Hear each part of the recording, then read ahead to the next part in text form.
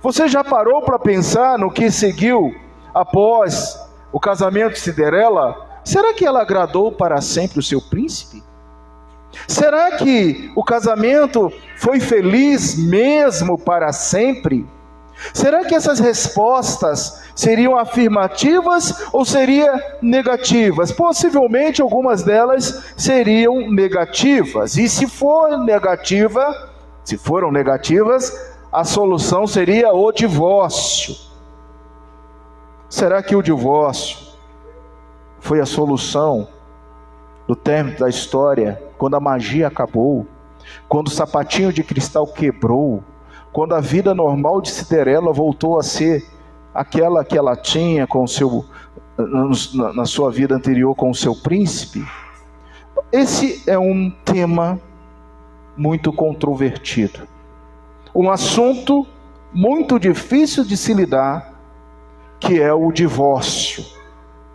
Não é fácil. Mas por que a Bíblia fala desse tema?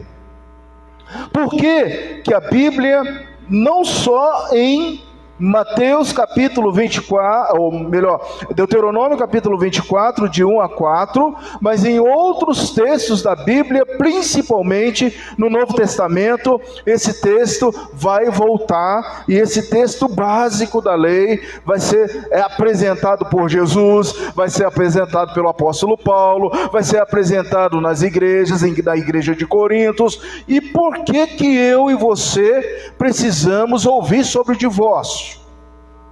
Será por quê? Mas antes da gente mergulhar nesse assunto, você lembra do assunto passado? O sermão passado, o tema foi 2 leis ao Senhor. A primeira lei, o voto cerimonial. A segunda lei, a ajuda aos necessitados de forma de lei social. E essas 2 leis vão responder a seguinte pergunta: como servimos ao Senhor e ao próximo? Mas hoje, o nosso assunto é: o divórcio só tem um sentido. E você que está com o seu boletim, anota, eu não deixo esse espaço aí à toa, é para você anotar. O divórcio só tem sentido se envolver a glória de Deus e não a glória humana. Repetir devagarzinho. O divórcio só terá sentido se envolver a glória de Deus e não a glória humana.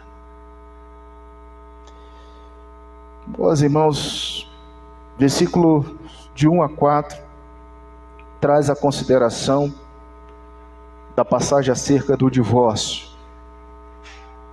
O caso sobre análise nessa noite, sobre exposição nessa noite, a nossa consideração nessa noite é uma passagem especial e muito controversa, porque ninguém casa pensando em divorciar.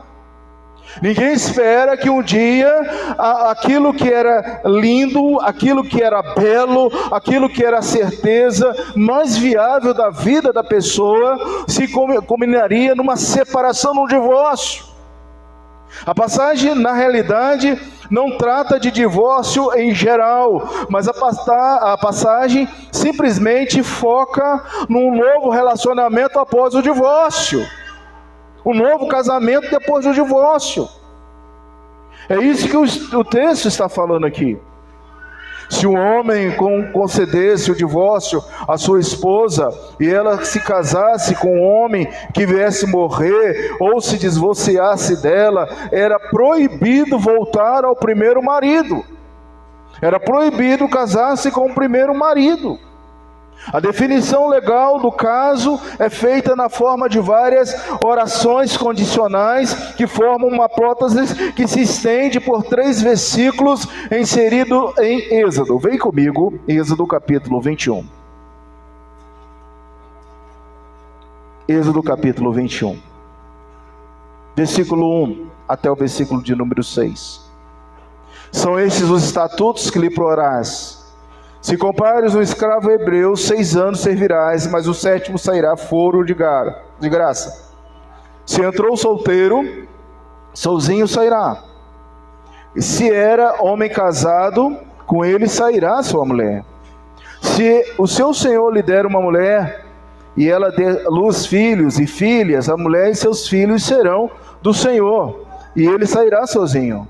Porém, se o escravo expressamente disser, eu amo meu senhor, minha mulher e meus filhos não querem sair forro, então o seu senhor levará aos juízes e o fará chegar à porta ou à ombreira, ou o seu senhor lhe furará a orelha como uma sovela, e ele o servirá para sempre. O que nós temos aqui? A lei acerca dos servos, a lei acerca do casamento, a lei acerca daqueles que estão unidos. E dentro dessas orações, três desses versículos aí impostos, onde ocorre uma prótese igual e longa, a lei assim diz, casuística. Então, esses versículos de 1 a 6 são versículos casuísticos. E aí você volta então para o texto, e você pode colocar no texto que o divórcio é elemento casuístico.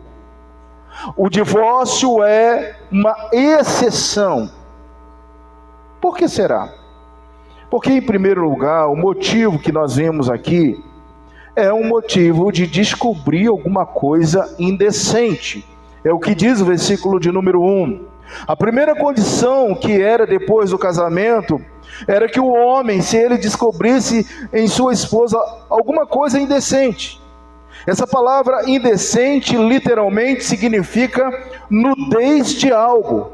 Imaginamos que a esposa, depois que ele tivesse casado, não gostasse de tomar banho, morando num deserto, no sol escaldante, andando de sandálias, pés cheios de terras. Ela não gostasse de tomar banho, ela dormia sem tomar banho, ela comia sem tomar banho, e ela não tomava banho. E de repente aquele marido não estava mais aguentando o mau cheiro daquela pessoa, porque não tomava banho. Então ele descobriu que ela não gostava de tomar banho. Então agora eu vou dar uma carta de divórcio porque ela não toma banho. Era assim. Ou se descobrisse que ela não sabia fazer o carneiro assado. Ia falar carneiro ao leite, mas a Bíblia já proibiu isso. A gente viu que não cozirás o carneiro no leite da sua mãe. Então não tinha que fazer carneiro em leite nenhum, não. Ela não sabia fazer o carneiro assado. Então ele falou assim, olha, eu vou despedir essa mulher porque ela não sabe, não gosta de tomar banho e não sabe nem cozinhar. Que furada eu entrei. Era assim. E aqui não entra, meus irmãos, a questão do adultério. Porque o adultério que você ainda hoje vai entender, porque a única exceção de rompimento de um casamento é o adultério, porque na lei quem adulterasse era morto.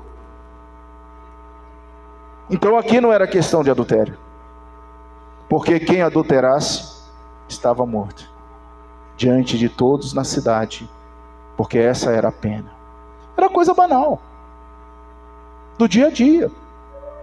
O sentido dessa expressão não é muito clara, porque não vai especificar o que é coisa indecente, mas podemos conjecturar na exposição indecente ou conduta desapropriada de uma esposa.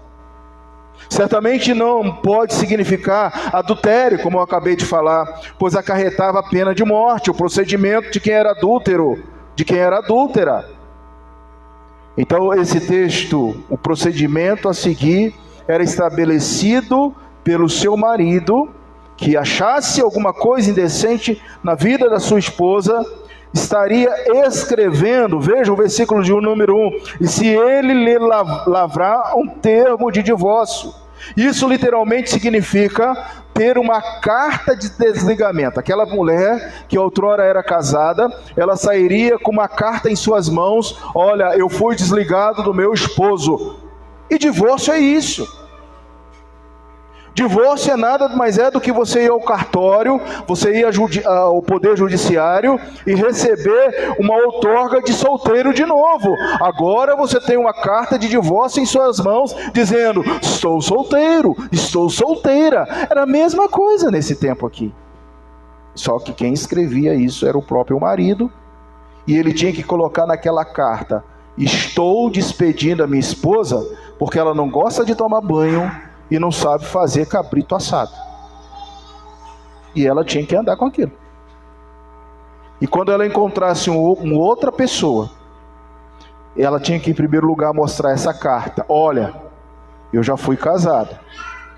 E o meu marido me mandou embora, porque eu não gosto de tomar banho e não sei fazer cabrito assado. Você aceita? Olha, parece ser até uma história, né? Mas era bem isso aí. Porque em Israel não se falava em quebra de aliança. Em Israel não se falava em divórcio como nós falamos hoje em dia. Em Israel deveria se ponderar muito para dar uma carta de repúdio, de dar uma carta de separação. A história de Oséias capítulo 1 a 3. Uma hora a gente vai pregar expositivamente Oséias. E você vai ver a dor desse profeta. A narrativa desse profeta, de um homem que recusou-se a se divorciar de sua esposa, a despeito da sua infidelidade, e ele assim fazia um papel diferenciado desse aqui. Oséias tinha que aceitar uma pessoa totalmente infiel, e no final da história de Oséias, você entende que essa esposa somos nós, é a igreja de Cristo, que é infiel, e ele ali é um tipo mostrando a infidelidade da igreja em relação ao profeta, que tem que manter aquela esposa. É bem diferente disso aqui, sem dar um termo de divórcio, estava se incapacitando a recebê-la de volta, quando voltava, da mesma forma que Deus permanece fiel a Israel, a despeito da sua infidelidade, e não o mandou embora irrevogavelmente, como diz Jeremias capítulo 3, de 1 a 8. Então, em primeiro lugar, queridos, o divórcio era por motivo de descobrir alguma coisa indecente. E aí eu coloco um grifo meu. Alguma coisa assim, incompatível. É a palavra que as pessoas usam hoje. Incompatibilidade de gênero. Ele descobriu alguma coisa incompatível. E agora ele dá uma carta de divórcio. Em segundo lugar, o divórcio era por motivo da mulher ter outro homem e tornar-se esposa. Versos 2 e 3, acompanha a leitura aí. E se ela, saindo da sua casa, for e se casar com outro homem, então ela primeiro recebeu o repúdio, ela vai com essa carta e encontra alguém. Não, para mim não tem problema não, eu também não gosto de tomar banho, banho é só mesmo uma vez por semana, então tudo bem, nós vamos ficar juntos, não tem problema. Eu não gosto de carneiro, eu gosto de ave, de codorniza, então nós não tem problema nenhum, eu quero casar com você. Achou alguém? A vida é assim. E essa pessoa então vai, encontra essa pessoa, diz o versículo de número 3, e se este também, aí descobriu outra coisa. O problema agora para esse segundo homem não era mais tomar banho e saber assar cabrito. O problema desse homem agora é que ela não gostava de escovar os dentes.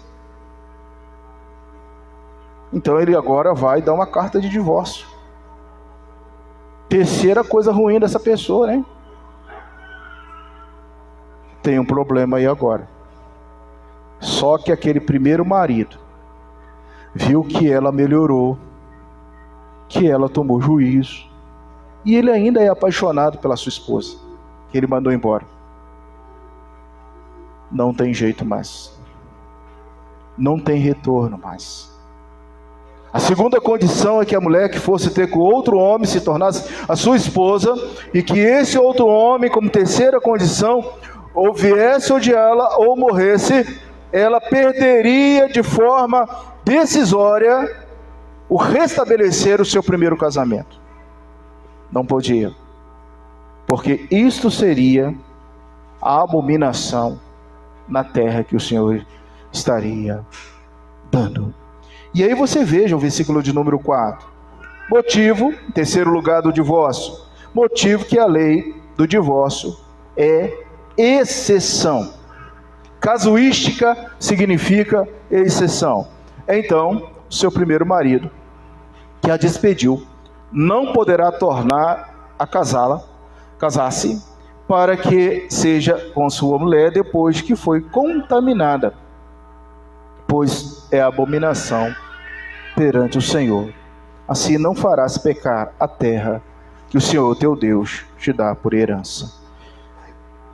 Nós temos uma apodízia aqui que agora significa a conclusão casuística desta lei. E você pode marcar, então, se tudo consequência, se isso acontecer, se isso vier a acontecer, seu primeiro marido não poderá torná-la a casar.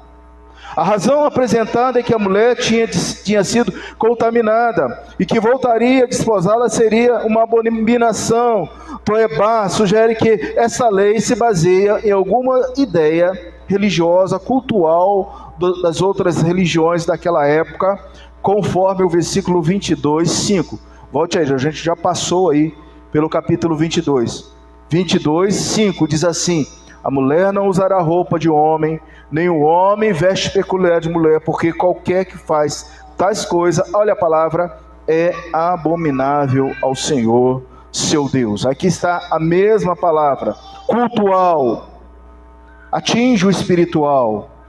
Temos a ideia, amados, de que tal ato traria culpa sobre a terra. Eu gostaria que você pensasse nessa palavra terra, que você talvez até grifasse essa palavra terra. A forma como uma sociedade lida com o casamento e com o divórcio não afeta só a vida daquela pessoa, mas afeta toda uma comunidade. Eu lembro que eu estava fazendo prática jurídica há muitos anos, e chegou um casal de idosos para se separar. E eram idosos assim de um sítio, na região lá de Rio Preto, bem interior do interior. Rio Preto já é Minas Gerais, Rio Preto, divisa com o Rio. E aquela senhora chegou para nós e éramos estagiários. Ela chegou: doutor, nós viemos aqui nos separar, nos divorciar. E eu olhei para aquele casal assim e comecei a conversar com eles, e falei: por que vocês querem aposentar na idade de vocês, e etc, etc, etc. E eles foram falando: não dá mais, esse velho ronca muito, eu não aguento mais a posição dele dormir. Aí a veinha também, ele falou: essa veinha é muito chata, ela não é, eu não quero mais. E foi contando, tipo esses negócios que a gente falou aqui. Aí tá bom, aí eu falei assim: agora nós vamos então fazer o inventário, porque para divorciar precisa fazer o inventário. O que vocês têm? Eu vou enumerar. Aí ela foi falando assim: eu tenho uma carroça, dá a carroça, bota aqui. Tenho um burro, coloca o burro aqui. Eu tenho 5 galinhas, coloco 5 galinhas aqui. Aí no final das contas, eu falei assim: quem vai ficar com essas coisas? Pense bem, vocês já viveram até agora. E ali naquele momento eu esqueci que eu era, vou abrir o confessionário para vocês, que eu era estudante de direito. Falei assim: eu sou pastor. Abra o olho, Deus uniu vocês, se perdoe, mais uma jornada. Ninguém aqui garante que vai ter mais 10, 20, 40 anos, já aturou tudo isso. O que é um ronco? Só está enturando a sua velha há quanto tempo? E tal. E peguei, e depois comecei a falar do amor de Deus para eles lá, e no final eles disseram: nossa, que coisa boa ter vindo aqui. Eu não sabia disso. Meus irmãos, o casamento, ele é algo importante. Mas a terra, ela é contaminada quando uma mãe também, recentemente agora já no Tribunal de Justiça, nós estávamos trabalhando com mediação, aí aqui foi uma coisa muito séria, como mediador mesmo, sem a minha intervenção, mas diretamente a intervenção do juiz. Eu vi um casal evangélico se separando. Aí eu chorei também.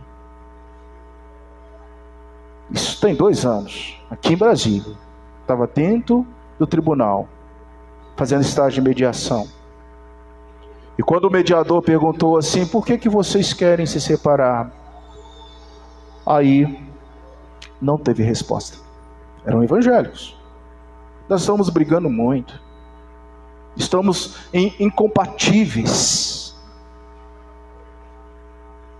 Aí o mediador perguntou para eles assim: e essa criança de 1 ano vai ficar com quem? A mulher estava irredutível, ela queria muito se separar. O marido amava, parecia que amava mais do que ela, e amava aquela criança, e ele soluçou, falando: não vamos separar não. Nós temos uma criança para criar. Nós conhecemos o temor de Deus. Eu quero. Eu abro mão do apartamento, você pode ficar com o apartamento. Eu abro mão do carro, você pode ficar com o carro. Mas eu quero sair daqui hoje separada de você. Falei, gente, faltou muita coisa na vida desse casal. Faltou uma igreja. Faltou um casal discipulador. Faltou talvez uma pastoral, um aconselhamento pastoral. Faltou para aquela jovem senhora abrir o seu coração com uma outra senhora mais velha, contar das suas lutas. Agora, a parte mais sensível daquela família, que era aquela criança, ficaria com quem?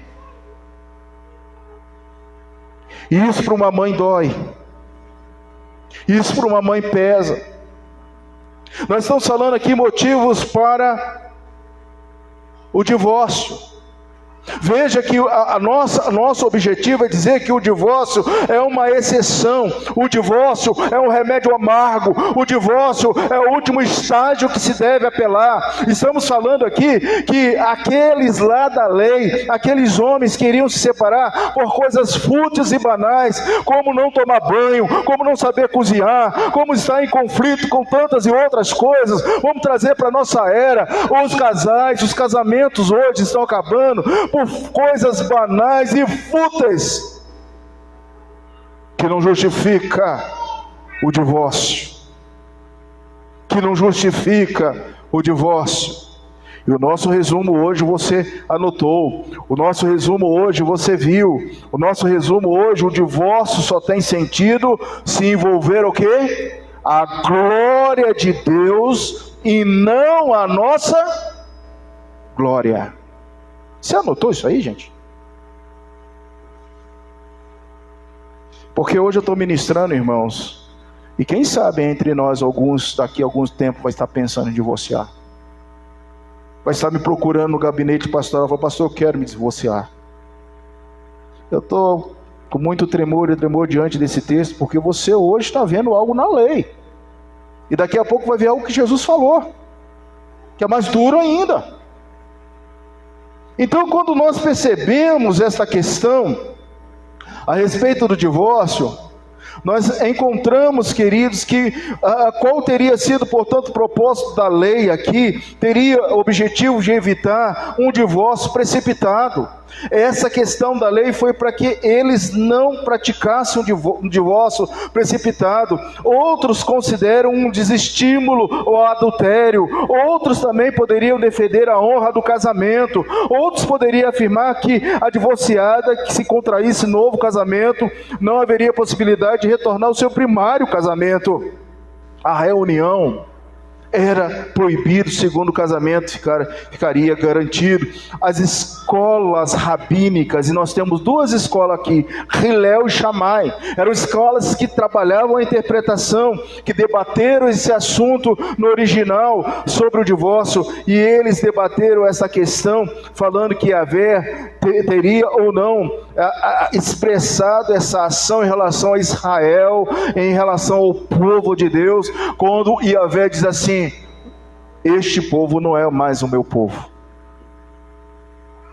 Quando a ira do Senhor se acendeu, e aí somente através de Jesus Cristo é que nós fomos ingressados vamos usar a palavra certa, fomos enxertados na videira de novo. Eu tenho que dizer para você que o divórcio poderia ser observado no mundo fora de Israel. E talvez fora de Israel fica mais fácil você visualizar algumas questões a respeito de divórcio. Primeiro, se houvesse razão, o divórcio seria então promulgado. Segundo, haveria um documento legal que fosse preparado e colocado na mão da esposa. É isso que a justiça faz hoje. Coloca um termo de divórcio e deveria ser levado diante das autoridades públicas. Irmãos, não sei se Glaucio vai lembrar, mas essa passagem a gente conversou um pouquinho lá, dos interregnos dessa semana. Por que quando um casal está a passo de divorciar, esta questão deve ser conduzida por uma terceira pessoa? Por quê? Lembra da historinha lá quando eu era estagiário de direito? Eu fui a terceira pessoa e lá eu pude ajudar aquele casal idoso. Ajudar literalmente, eles desistiram de separar. Mas em muitos casos isso vai ao extremo. E quando um juiz, um advogado, um terceiro, uma autoridade pública vai deliberar sobre com quem vai ficar o seu filho de 1 ano, vai ser com a senhora, sua mãe, ou vai ser com o senhor, seu pai? Ou não vai ser que nem com você, nem com ele, mas vai ser com uma avó? Porque ele sabe o que é melhor e ele está neutro. Quantas mulheres sofrem anos, e aí sofre até mesmo por causa dos princípios e valores a Deus, honra e glória de Deus, sofrem, são escravizadas e não conseguem se liberarem desses homens carrascos, ruins, iníquos, incrédulos, porque não tem uma terceira pessoa lidando. Quantas irmãs vão ceder a um apelo de um marido incrédulo que vai tê-la como adúltera, porque ele vai ter outra mulher na rua e você vai ficar com a cabeça baixinha, assim, tá tudo bem, porque eu tenho meu filho, eu tenho a minha filha, porque eu preciso de dinheiro, porque você me mantém e está em pecado, contaminando a igreja, contaminando a vida dela, porque não tem um terceiro que diga para ela: minha filha, olha o que você está tentando contra Deus. Adultério. Não é adúltero só aquele que pratica, não. É adúltera aquela que aceita que seu marido tenha outra na rua e ela é conivente.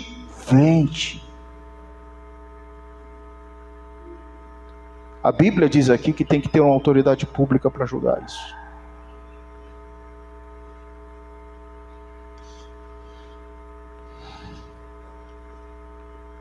Tudo isso é muito duro da gente ouvir. É muito duro. Mas sabe por que entra por isso? Porque os princípios já foram quebrados. No Novo Testamento, Jesus ensinou que a completa igualdade do homem e da mulher está no casamento. Jesus, em sua opinião, possibilita o divórcio. Em sua opinião, Jesus, ele até dá concessão, e ele diz: o divórcio foi concedido por causa da dureza dos corações dos seres humanos. No entanto, o alvo do casamento, conforme apresentado em Gênesis 1, 27 e 2, 24, é a fidelidade entre um homem, entre uma mulher por toda a vida. Era a intenção de Deus que tal união tivesse fidelidade e que isso nem passasse perto. Marcos capítulo 10, de 1 a 12, Mateus 5, de 31 a 32, 19, de 1 a 12, Lucas 16, 18. Vamos ler um texto, Lucas 16, 18. Eu convido você, abre aí a Bíblia, Lucas 16, 18. Veja o que nós temos aqui em Lucas. Lucas 16, 18. Diz assim a palavra do Senhor: quem repudiar a sua mulher e casar com outra comete adultério. E aquele que casa com a mulher repudiada pelo marido também comete adultério. Então, atenção, você que é solteiro. Saiba do histórico. Saiba do histórico. Tenha critérios. A confissão de fé, meus irmãos, no capítulo 24, fala sobre o matrimônio e fala sobre o divórcio. Isso foi caso de estudo do século XVI.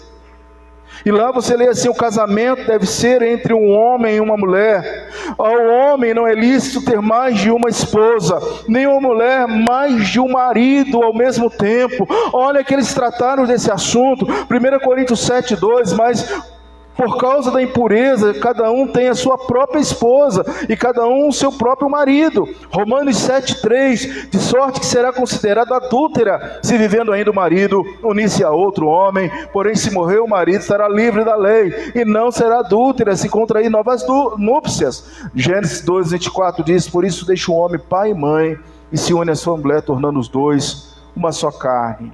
O segundo aspecto, posto que a corrupção do homem seja tal que incline a procurar argumentos a fim de indevidamente separar aqueles que Deus uniu em um matrimônio. Contudo, nada, senão adultério, é a causa suficiente para dissolver os laços do matrimônio, a não ser que haja deserção tão obstinada que não possa ser remediada nem pela igreja, nem pelo magistrado civil. Para a dissolução do matrimônio é necessário haver um processo público e regular, não se devendo deixar o hábito, a discrição das partes decidir o seu próprio caso.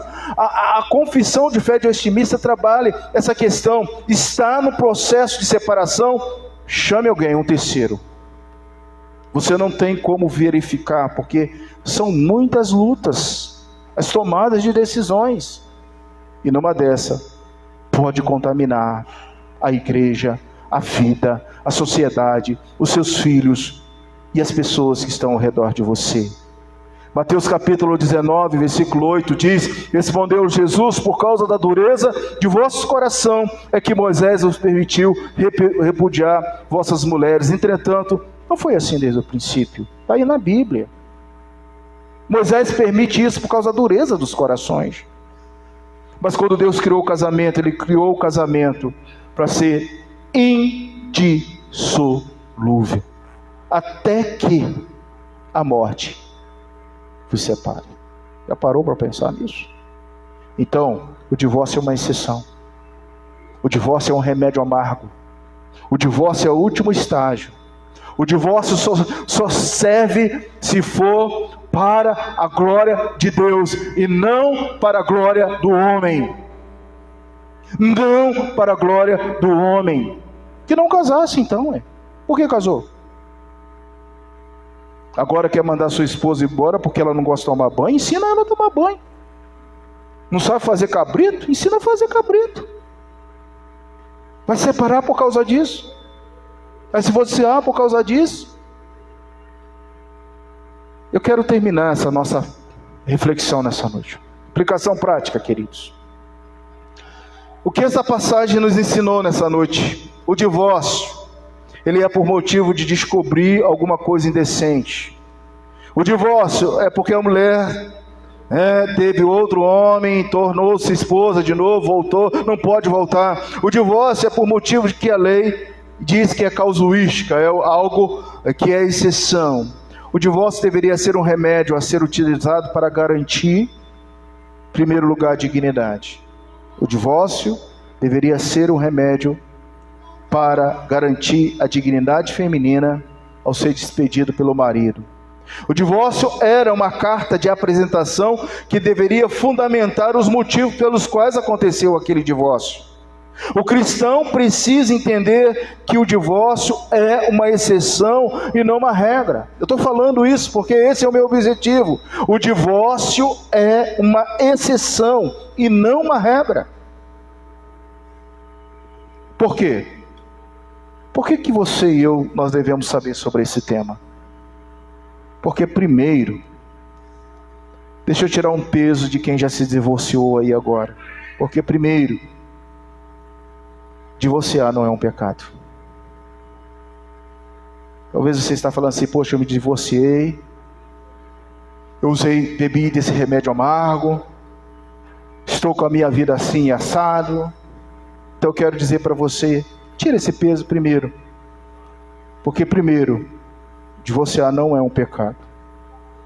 Ninguém espera, mas acontece. Mas eu tenho que entender que o divórcio não é um pecado, porque ela tem normas regulativas na Bíblia.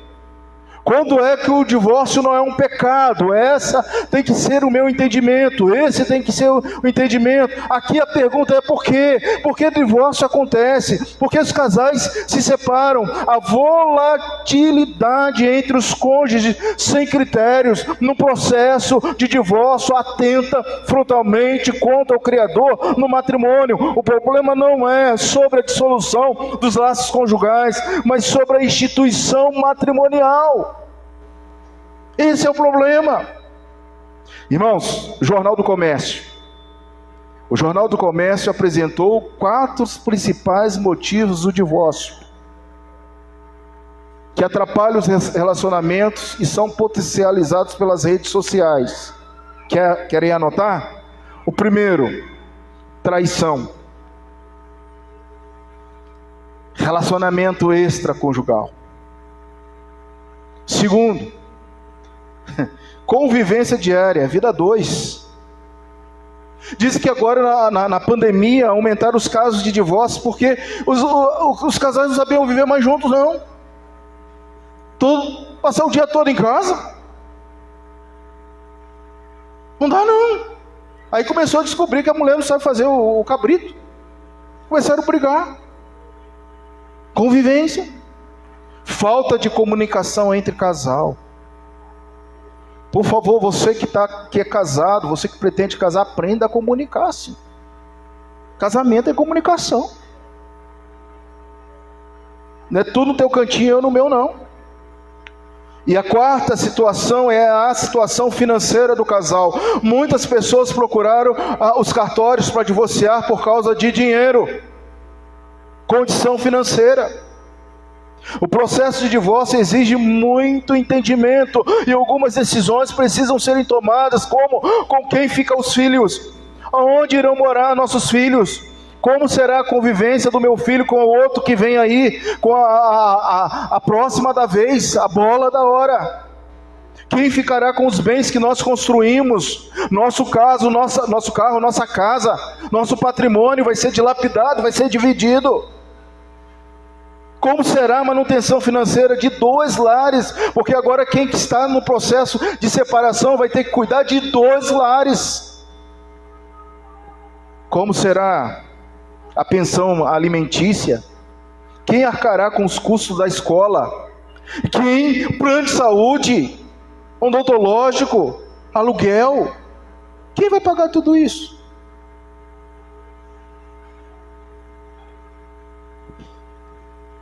Como o casal deve entender o divórcio? Em nome do Senhor Jesus, se você está pensando em divorciar, você tem que pensar sobre isso que a Bíblia diz aqui, gente. Essa lei não é para o divórcio, mas é para o casamento. É para a manutenção do casamento. Antes, os casais cristãos deveriam entender o que é matrimônio. Para John Piper, o casamento é para magnificar a verdade, o valor, a beleza e a grandeza de Deus. Você entende muito bem o que é isso? O casamento é para magnificar a verdade, o valor, a beleza e a grandeza de Deus. Se o casamento é para a glória de Deus, se todas as coisas são para a glória de Deus, aqui a pergunta é: quando o divórcio é para a glória de Deus? Pensar em divorciar tem que ser para a glória de Deus. A dissolução só terá uma razoabilidade se envolver a glória de Deus e não a glória humana. Se envolver a quebra dos mandamentos, dos preceitos do Senhor, do respeito, da dignidade, do amor, da unicidade de uma só carne. Quem deve satisfazer o cumprimento dessa lei? Você vai satisfazer exclusivamente, não a você. Desculpe se você está querendo casar para a sua glória. Desculpe se você está querendo casar por ter... outro dia eu ouvi essa expressão: tu acha que eu vou trocar o meu pai pelo meu marido? Tá doido, não vou fazer isso. Porque tem muita gente que acha assim. E tem muito marido que acha que vai trocar a mãe por uma esposa. Não funciona dessa forma, não é dessa maneira. Você sabe por que a terra está contaminada? Porque não há observância de princípios vitais. O divórcio é uma exceção e não uma opção. Deus deixou regras claras a ser obedecida e a receber sabedoria dos altos para lidar com qualquer situação inerente ao casamento. Hoje, quais são os aspectos fundamentais para a nossa vida? O primeiro, critérios claros na constituição do casamento. Você que está casado, você precisa lembrar o seguinte: que Deus sonhou com o seu casamento antes que você casasse. Deus sonhou com o seu casamento. Aos que não casaram, é importante, aos jovens, adolescentes, é importante dizer: adolescente querido, jovem querido, cuidado com o casamento misto. Foge do casamento misto. Em segundo lugar, processo de santificação no lar. Seu casamento, seu matrimônio é santificado por você que é santo. Então, uma vez que você casou, aquela que é santa santifique o seu lar. Aquele que é santo santifique o seu lar. Agora não tem jeito. Vai chorar, vai ser difícil, mas não é motivo para jogar fora o seu casamento. Santifique essa carne que você está aí constituído com esse homem. Ter certeza que o seu casamento foi promovido por Deus. O que Deus uniu, não separou. Você tem essa certeza? Não importa quantos anos você tem de casado. Pergunte: será que Deus nos uniu mesmo? Será que o nosso casamento é para a glória de Deus? Saber que Deus é a realidade absoluta. E que você não era quando casou. Que seu marido não era o príncipe encantado. Que você não era Cinderela. Não existe isso. Não, é hoje e nem será amanhã. O divórcio é um remédio amargo. Mas é. E se for para recuperar a dignidade, a piedade, o testemunho na fé, os princípios e valores de Yahvé, então, tome desse remédio. Divorcie. É preciso saber somente que Deus é absoluto. E seu cônjuge, você e nós, não somos. Mas eu tenho um recado para a igreja que está aqui hoje. Para nós. Última fala nessa noite. Na igreja é diferente. Por quê que na igreja é diferente? Porque nós lutamos para preservar, olha os verbos: preservar, ajudar, edificar famílias. Aqui existe pais, mães, gente experiente, irmãos, que terá responsabilidade de acolher e ajudar uns aos outros. É ou não é um privilégio? Então, o divórcio é uma exceção. O matrimônio é uma instituição. E se é uma instituição, é para a glória e a honra daquele que criou, que é Deus. Que Deus nos ajude, irmãos. Ufa. Obrigado, porque talvez esse seja um dos temas talvez mais difíceis que eu tenha falado até agora.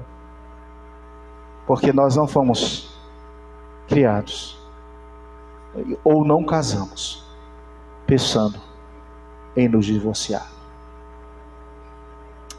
Vamos orar?